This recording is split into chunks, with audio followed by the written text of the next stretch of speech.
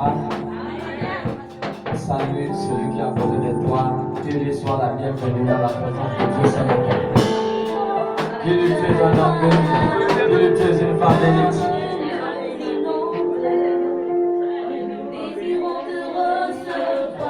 Amen, amen, amen. Levons nos voix et nous allons dire à Dieu, Seigneur, une seule parole me suffit. Et je sais qu'une seule parole peut changer le cours de ton histoire. Une seule parole. Levons nos voix et disons à Jésus, Seigneur, dispose nos cœurs à recevoir de toi ce matin. Prions au nom de Jésus. Prie au nom de Jésus. Prie au nom de Jésus. Seigneur, nous voici ce matin. Nous voulons, Seigneur, recevoir de toi.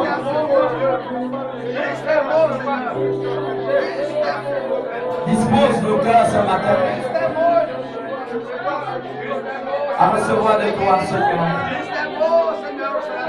Seigneur, une seule parole me suffit. Une seule parole me suffit, Seigneur.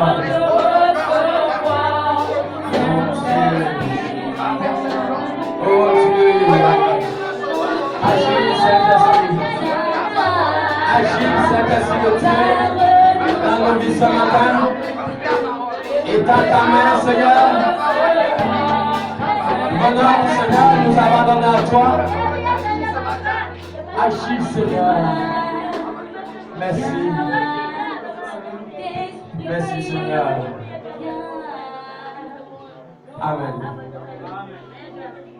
Je l'ai toujours dit, nous sommes voyageurs sur la terre. Et la plus grande erreur qu'un être humain puisse commettre pendant son voyage sur la terre est de ne pas intégrer Dieu dans sa vie. C'est une erreur grave dont les conséquences sont pour l'éternité. Les conséquences de cette erreur, ces personnes ne les subiront pas seulement dans ce monde présent, mais subiront jusqu'à l'éternité après avoir perdu le paradis. Tu peux négliger toutes choses pendant que Dieu t'accorde la grâce d'être sur cette terre. Ne néglige pas Dieu. Si tu négliges Dieu, tu auras fait une erreur grave. Amen, amen. Ce matin, nous allons recevoir l'oratrice.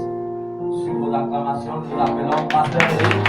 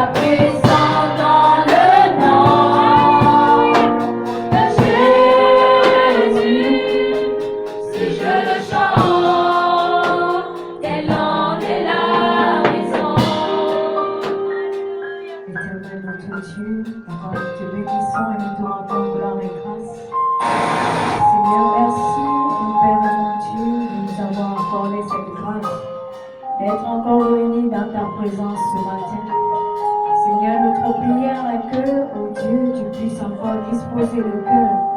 Seigneur, recevoir de toi ce matin, Père, que tu puisses encore, mon Père et mon Dieu, oh Yahweh, nous accorder la grâce d'être dans ta volonté. Que ton nom soit béni, Seigneur, que ton nom soit élevé. Merci pour ton nom. Au nom de Jésus, nous avons prié. Amen. Asseyez-vous.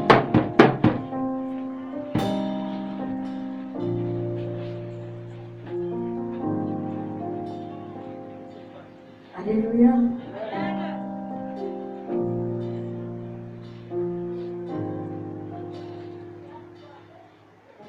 Bien-aimé, notre Père venait de le dire tantôt. Lorsqu'il dit que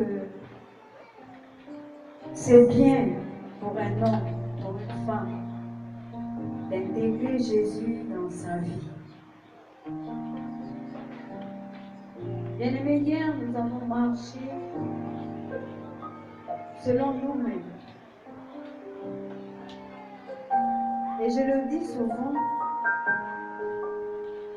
que Jésus, pour moi, c'est tout à la fois. Jésus, c'est le bien-être. Jésus, c'est la prospérité. Jésus, c'est le mariage. Jésus, c'est la guérison. Jésus, bien-aimé, c'est la richesse. Tout ce que nous pouvons désirer aujourd'hui est renfermé en la personne de Jésus. Nous allons parler ce matin des temps de la restauration. Il est temps que nous puissions entrer dans ce que Dieu avait prévu pour nous. Bien-aimés, nous avons tellement pleuré. Peut-être personne ne dira, ne va lever le doigt pour dire oui, moi j'ai pleuré. Alléluia. Et il est temps que je puisse entrer dans ce que Dieu avait prévu pour moi. Il est temps que je puisse expérimenter Jésus au-dedans de moi. Je dois expérimenter, bien-aimé, la guérison. Je dois expérimenter le mariage. Je dois expérimenter le travail. Je dois expérimenter tout ce qui est agréable pour moi. Pourquoi? Parce que Jésus est là. Nous allons lire la parole de Dieu dans Ésaïe, le chapitre 53.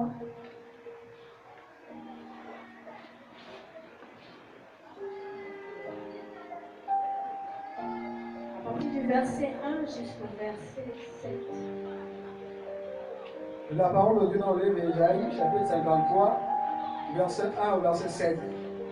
Qui a cru à ce qui nous était annoncé? Qui a reconnu le bras de l'Éternel? Il s'est élevé devant lui comme une faible plante, comme un rejeton qui sort d'une terre desséchée. Il n'avait ni beauté, ni éclat pour attirer nos regards, et son aspect n'avait rien pour nous plaire. Méprisé et abandonné des hommes, homme de douleur et habitué à la souffrance, semblable à celui dont on détourne le visage, nous l'avons dédaigné. Nous n'avons fait de lui aucun cas. Cependant, ce sont nos souffrances qu'il a portées. C'est de nos douleurs qu'il s'est chargé. Et nous l'avons considéré comme puni, frappé de Dieu et humilié. Mais il était blessé pour nos péchés, brisé pour nos iniquités. Le châtiment qui nous donne la paix est tombé sur lui. Et c'est par ses meurtrissures que nous sommes guéris. Nous étions tous errants comme des brebis. Chacun suivait sa propre voie. Et l'Éternel a fait retomber sur lui l'iniquité de nous tous. Il a été maltraité et opprimé. Il n'a point ouvert la bouche. Semblable à un agneau qu'on mène à la boucherie, à une brebis muette devant ceux qui l'attendent. Il n'a point ouvert la bouche. Alléluia. Bien-aimé, la Bible dit que nous avons été créés à l'image de Dieu.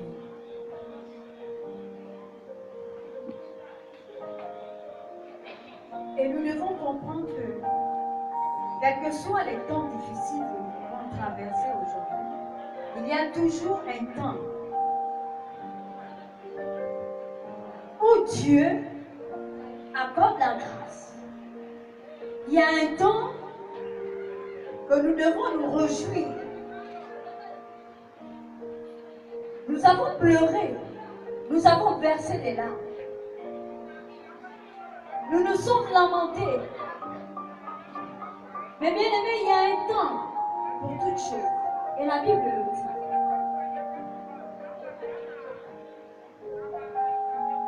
Un problème ne doit pas durer indéfiniment.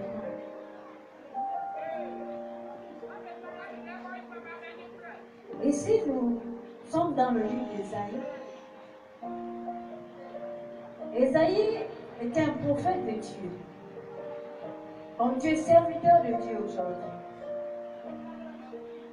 Dieu l'avait utilisé pour annoncer des choses qui allaient arriver. Concernant la naissance de Jésus, concernant beaucoup d'autres choses, Dieu a utilisé son prophète.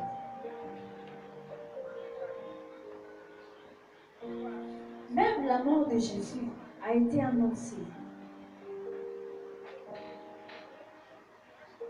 Lorsque nous lisons la parole de Dieu, la Bible dit, il s'est élevé devant lui. Le verset 1, qui a cru à ce qui nous était annoncé, qui a reconnu le pas de l'Éternel. Il s'est élevé devant lui comme une faible plante, comme un rejeton qui sort d'une terre desséchée. Il n'avait ni beauté ni éclat pour attirer nos regards. Et son aspect n'avait rien pour nous plaire. Méprisé et abandonné des hommes, homme de douleur et habitué à la souffrance, semblable à celui dont on détourne le visage. Nous l'avons dédaigné, nous n'avons fait de lui aucun cas. Cependant, ce sont nos souffrances qu'il a portées. C'est de nos douleurs qu'il s'est chargé, et nous l'avons considéré comme puni, frappé de Dieu et humilié. Mais il était blessé pour nos péchés, brisé pour nos iniquités. Le châtiment qui nous donne la paix est tombé sur lui, et c'est par ses meurtrissures que nous sommes guéris. Nous étions tous errants comme des brebis, chacun suivait sa propre voie, et l'Éternel a fait retomber sur lui l'iniquité de nous tous. Il a été maltraité et opprimé, il n'a point ouvert la bouche, semblable à un agneau qu'on mène à la boucherie, à une brebis muette devant ceux qui l'attendent. Il n'a point ouvert la bouche. Alléluia. Bien-aimés, tout ceci, Jésus l'a subi. Jésus l'a subi à cause de toi, à cause de moi.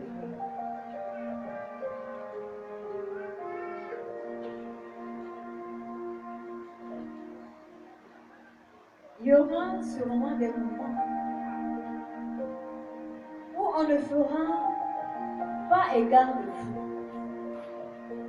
Il y aura sûrement des moments où même la parole qui sort de vos bouches n'aura pas un poids. Mais il y a un temps à toute chose. Bien-aimés, et le temps de la restauration est là. Quelqu'un peut vouloir la délivrance pendant des années, pendant des mois, pendant des semaines. Bien-aimé, la délivrance est là. Mais tant que cette personne n'a pas pris conscience réellement du besoin d'être délivré, il continuera à être manipulé. Il continuera à subir ce qu'il subit. Mais lorsque nous allons comprendre que trop c'est trop, bien aimé, nous allons nous lever et la délivrance sera notre partage. La restauration est là. Et si nous voulons que cette restauration puisse s'établir dans nos vies, nous devons comprendre certaines choses.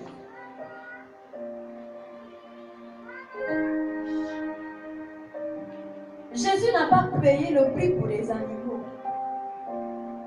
Il n'a pas payé le prix pour les choses.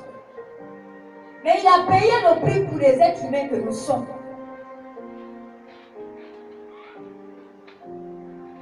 Jésus, c'est la guérison elle-même. Jésus, c'est le mariage. Jésus, c'est la position que tu désires aujourd'hui. Jésus, c'est la promotion que tu désires sûrement dans ton travail. Mais lorsque nous ne comprenons pas, bien aimés, nous allons toujours et toujours passer les temps difficiles.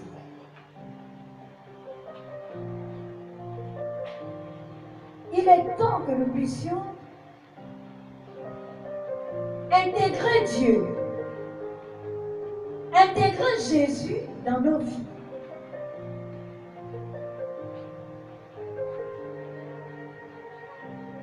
Bien-aimés, à une époque, j'avais pour habitude de,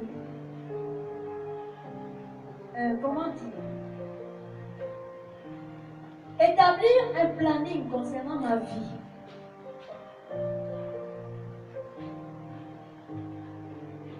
Mais aujourd'hui,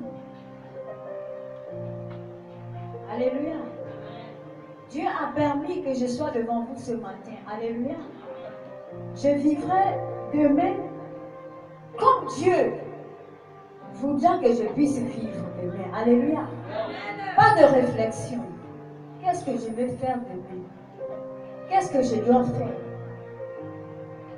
Je n'ai rien aujourd'hui. Est-ce que demain j'aurai quelque chose pour pouvoir donner aux enfants? Bien-aimés, aujourd'hui, vivons. C'est vrai de faire, comment dire, de faire des projets concernant nos vies. Mais il est mieux de vivre selon que Dieu te dirige. Alléluia. Parce que lorsque nous formons des projets, le plus souvent ces projets-là n'aboutissent pas.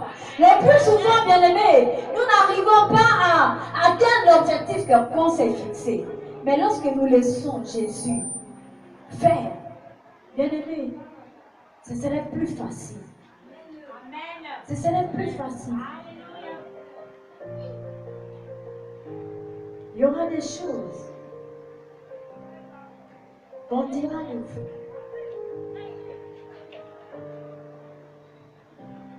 Il y aura même une manière qu'on va vous regarder.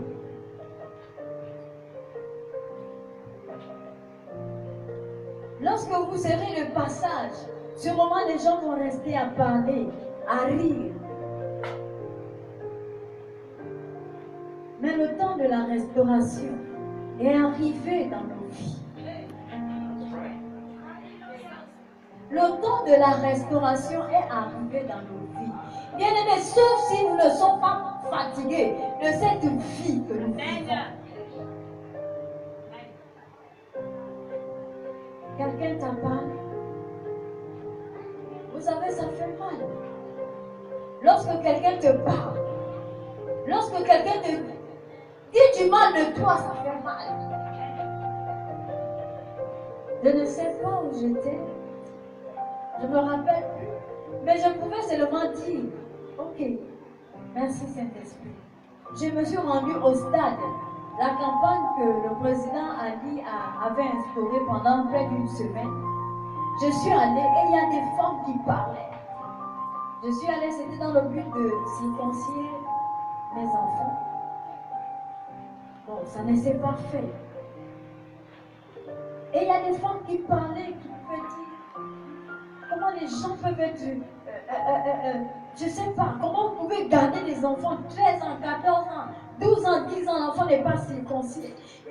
Bien aimé, c'est comme si la manière que au-dedans de moi je ressentais, ça bouillonnait, mais la bouche là était ferme, cousue. Au sortir de là, je pouvais dire, hey, Seigneur, vraiment. Parce que là, si c'était à l'époque d'hier, Sûrement, la femme et moi, on allait gaspiller aujourd'hui. Pourquoi? Parce que je devais lui répondre. Même si elle ne m'avait pas indexé, mais j'ai un enfant de 13 ans qui n'est pas circoncis. Ce qui veut dire que lorsqu'elle a parlé, elle parlait aussi par rapport à mon enfant. Mais je suis restée la bouche fermée jusqu'à la fin. Bien aimé, il y aura des choses qu'on dira de vous. Moi, je vais avancer. Je dois avancer. Et je vais avancer.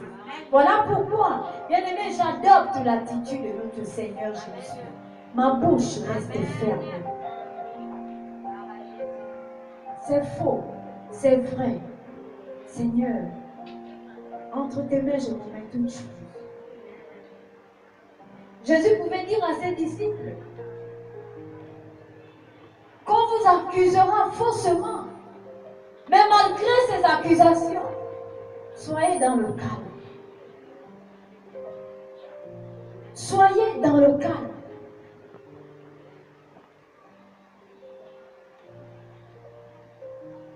Qui a cru à ce qui nous était annoncé?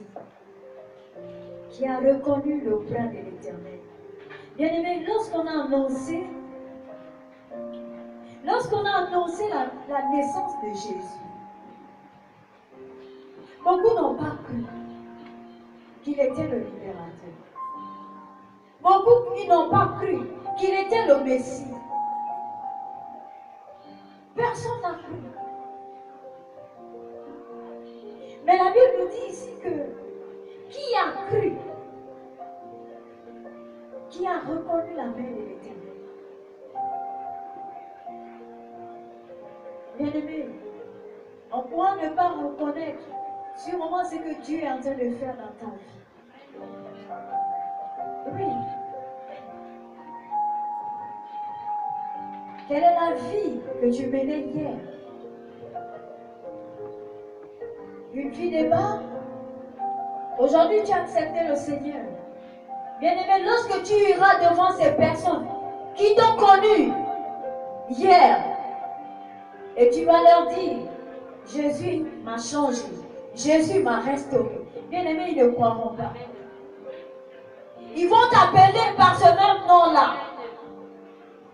Ce nom-là que tu as enlevé. Ce nom-là que Jésus a bien voulu t'ôter. Ils vont toujours continuer à t'appeler par ce nom. Pourquoi? Parce qu'ils ne croient pas que Dieu a étendu son plan dans ta vie.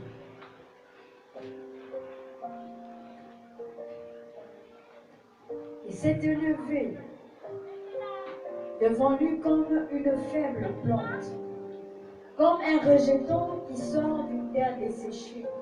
Il n'avait ni beauté ni éclat pour attirer nos regards, et son aspect n'avait rien pour nous plaire.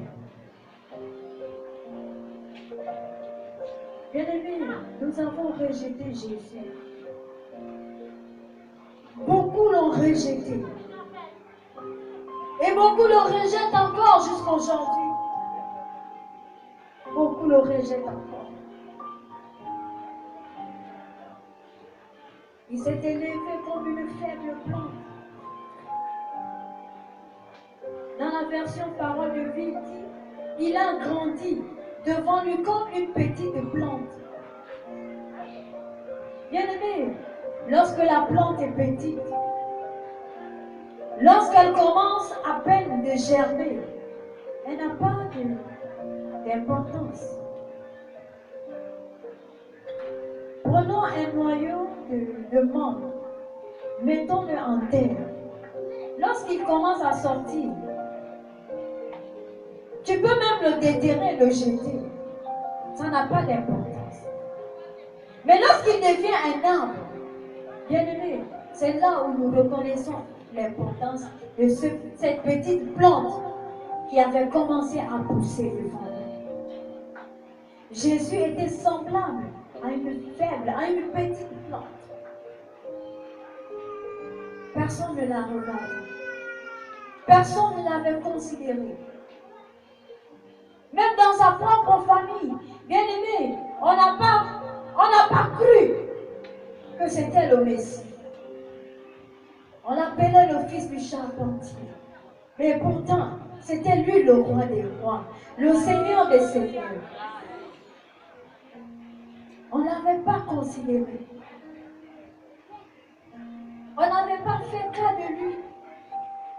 La Bible dit qu'il était méprisé et abandonné. On l'avait méprisé. Bien-aimés, nous l'avons abandonné. Nous n'avons pas fait cas de lui. Pourquoi? Parce que sûrement le moment n'était pas encore venu. Alléluia. Mais nous l'avons rejeté.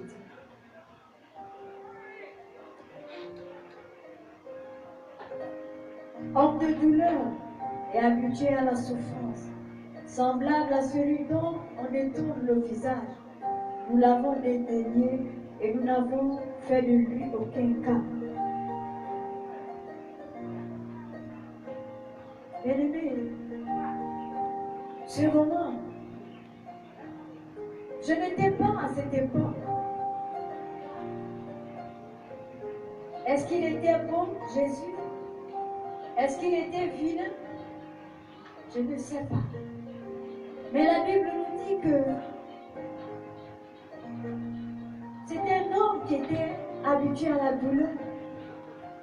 On détournait le visage, ce qui veut dire que lorsqu'il arrivait, les gens se détournaient pour ne pas le regarder. Pourquoi? Parce qu'il n'avait pas de valeur. Il était fils de charpentier. Aujourd'hui, peut-être c'est ton cas. Ah, laissez-moi cette malade-là.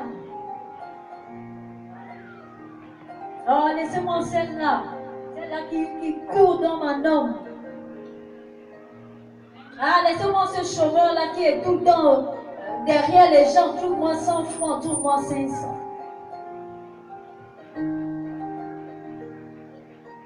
Sûrement, lorsque tu arrives quelque part, on fait comme si on ne t'avait pas vu.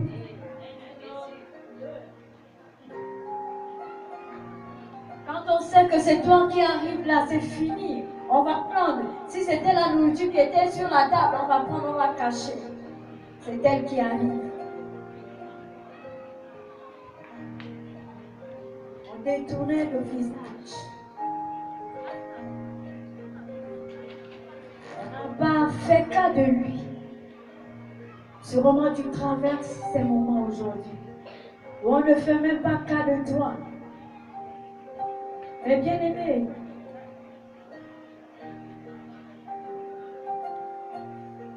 aujourd'hui, nous sommes dans les temps de la restauration.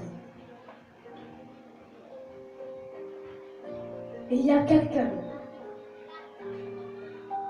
il y a un homme, alléluia, un homme qui a fait cas de toi. Un homme qui n'a pas détourné son visage. Bien-aimé, un homme qui ne t'a pas méprisé, quel que soit ce que tu faisais. Un homme.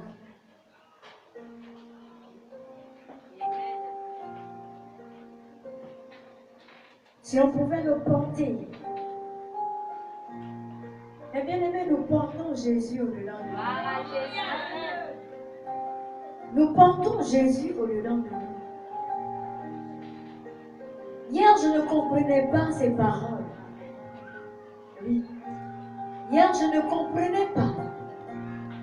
Mais aujourd'hui, je me laisse guider.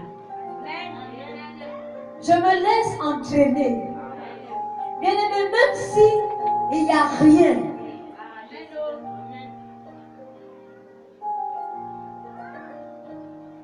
La chance pouvait nous emmener dans ce cantique. Tiens-moi par la main, je vais te suivre. Est-ce qu'on peut laisser Jésus nous tenir? Est-ce que nous pouvons laisser Jésus nous tenir? Seigneur, ça fait 2 ans. Ça fait 5 ans. Ça fait 8 ans, ça fait 10 ans. Je pleure, je crie, je demande, j'invoque. Mais jusqu'aujourd'hui, il n'y a rien.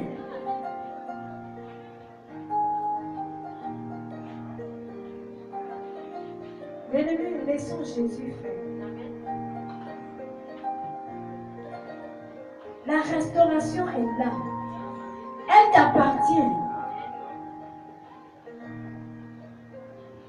Est-ce que c'est ta vie spirituelle qui a un problème? Jésus restaure. Est-ce que c'est ta vie physique qui a des problèmes? Jésus restaure. Est-ce que ce sont tes finances qui ont des problèmes? Bien-aimé, Jésus restaure tes finances. Est-ce que c'est ta santé qui a des problèmes? Bien-aimé, Jésus restaure ta santé. Rien n'est impossible à lui. Nous sommes dans les temps de la restauration. Et la restauration, ce n'est que Jésus. Bien-aimé, on peut te faire des discours. On peut faire des discours aujourd'hui. On peut faire, je ne sais pas. Même si ce sont des séminaires chaque semaine, séminaire sur séminaire. Bien-aimé, la seule personne qui a la capacité de te restaurer, c'est même que la personne de Jésus. C'est même que la personne de Jésus.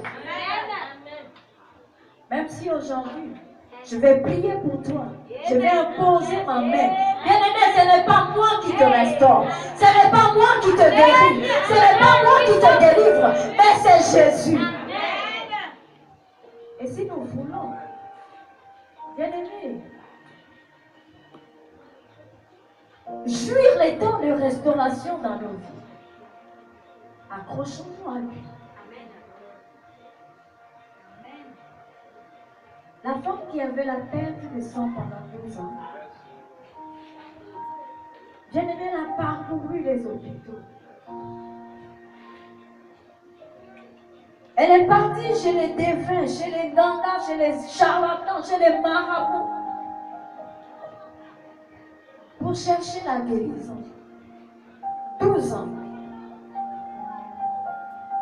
Mais un jour, un seul jour, elle a dit, mais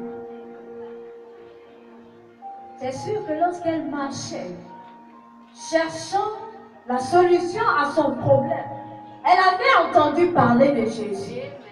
Sûrement, bien-aimé, tu avais entendu parler de Jésus il y a des années en arrière. Mais elle n'avait pas fait cas de lui. C'est le docteur. Oui, le docteur guérit. Elle allait voir le ganga, elle allait voir le charlatan, croyant trouver la solution. Elle a tout dépensé. La Bible nous dit qu'elle n'avait plus rien. Elle avait tout dépensé. Mais ce jour-là, elle est entrée en elle-même. Ce moment, elle s'est dit, pourquoi ne pas essayer? Pourquoi ne pas aller vers cet homme que depuis longtemps j'entends parler, qu'il sauve, qu'il délivre? Elle s'est dit au-dedans d'elle, vraiment je vais faire des efforts pour aller. Même s'il ne me parle pas, même s'il ne me dit rien, si je touche seulement le pan de sa robe, à coup sûr je serai guérie. Et c'est ce qui s'est fait dans la vie de cette femme. Lorsqu'elle a seulement touché, bien aimé, aussitôt la perte des sangs avait disparu. Quel est le problème que tu traverses aujourd'hui? Quelle est la situation qui fait face à toi? Cette femme a cherché solution pendant 12 ans. 12 ans. Ce n'est pas, comme on peut dire aujourd'hui, une fois par mois chez les femmes, non. Mais pendant 12 ans, c'était non-stop. Sans arrêt. Comprenez que Dieu avait un plan dans la vie de cette femme. Alléluia. Parce que si c'était de nos jours, ce qui est sûr, c'est que la femme là devait se dire, bon, à quoi vivre, à quoi bon vivre avec l'état, dans cet état où je suis aujourd'hui. Elle devait sûrement chercher une solution. Peut-être qu'elle serait morte. Mais Dieu avait un plan dans sa vie. Comme Dieu a un plan dans la vie de chacun. Dieu a un plan. Et il ne fait rien pour rien. La seule chose que nous devons faire, bien aimé, c'est de nous accrocher. C'est de tenir le pan de la robe de Jésus. Afin que la restauration puisse s'établir dans nos vies. La restauration.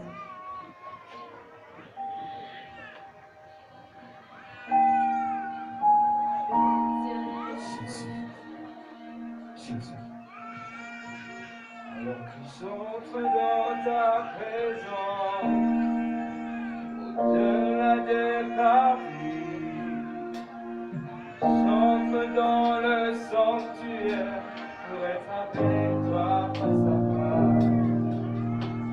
Je considère tes bienfaits, la plénitude de ta grâce. Je me prosterne devant toi.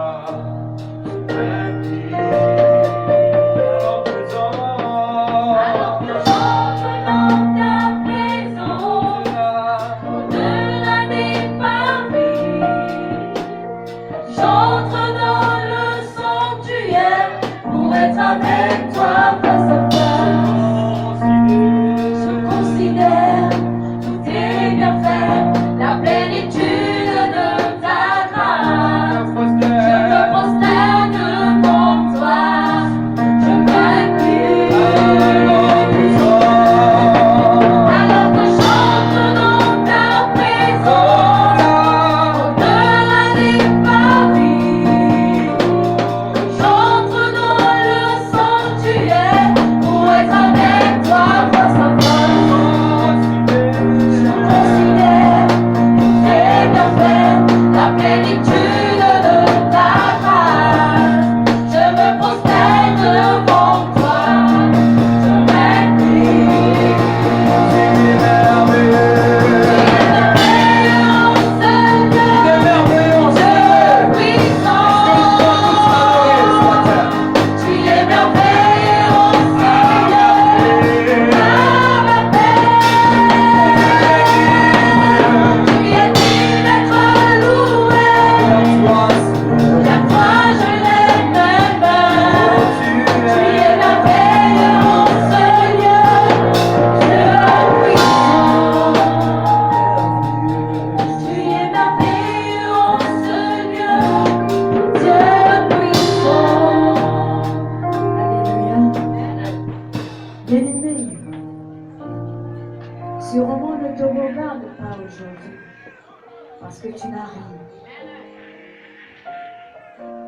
Tu n'as rien. Pas de travail. Tu n'es pas considéré parce que tu es célibataire.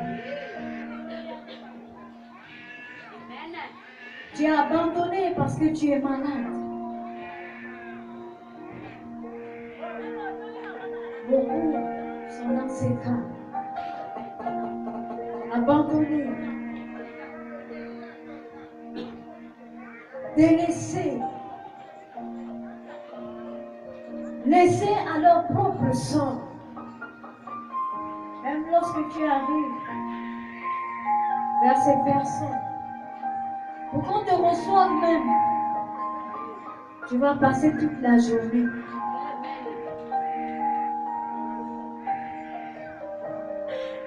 Bien-aimé, c'est vraiment difficile. Mais comprenons que Jésus est passé par là. On l'a abandonné, méprisé. On l'a frappé.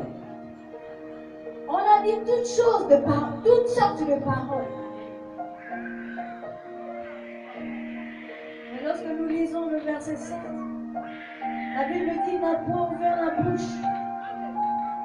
Il n'a rien dit. Il n'a pas répliqué, il n'a pas répondu. Est-ce qu'il ne pouvait pas le faire? Il pouvait le faire. Il pouvait terrasser toutes ces personnes-là en un clin d'œil. Mais il ne l'a pas fait. Si Jésus a subi cela, pour toi et moi, bien-aimé, ce que Jésus a subi même, c'est plus grand par rapport à ce que tu subis aujourd'hui.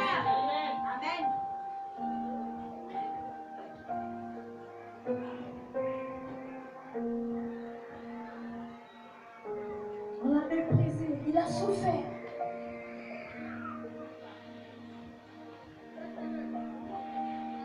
Mais tout cela s'est fait à cause de nous. Toutes ces choses se sont passées à cause de nous.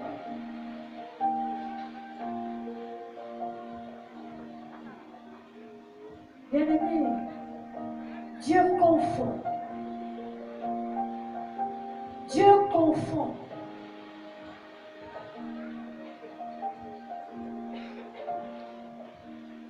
Et Dieu va confondre. Alléluia. Dieu va confondre les choses.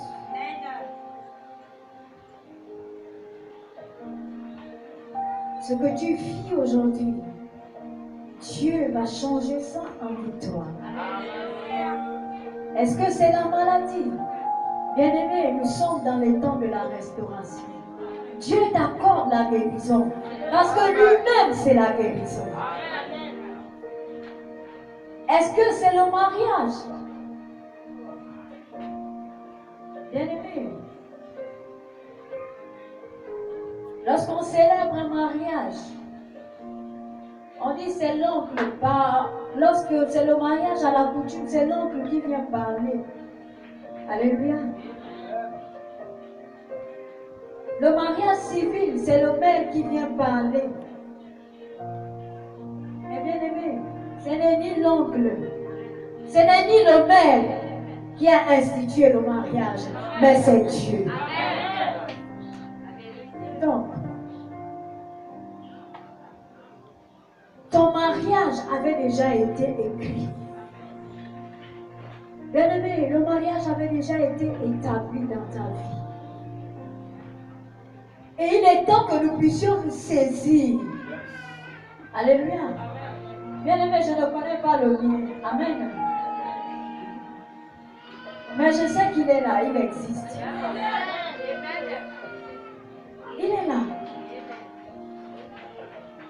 Mais toi qui connais pour toi là, dis à Dieu, 2016, on doit me voir en statut de femme mariée.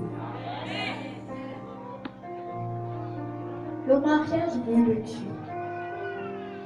Ce ne sont pas les hommes qui ont institué le mariage, mais le mariage vient de Dieu. Tu ne travailles pas aujourd'hui. C'est Dieu qui donne les forces et les capacités pour travailler. Malade, tu ne peux pas travailler. Alléluia. Mais lorsque tu es en forme, en bonne santé, tu as la capacité d'aller dans ton lieu de travail. C'est Dieu qui te remplit de force et de capacités. Non, le travail vient de Dieu. Ça ne vient pas des hommes. Alléluia. Nous sommes dans les temps de la restauration. Je ne sais pas la manière que tu te vois.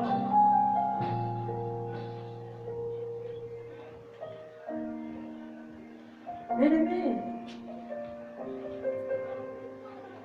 ceux qui sont venus chez moi savent où j'habite.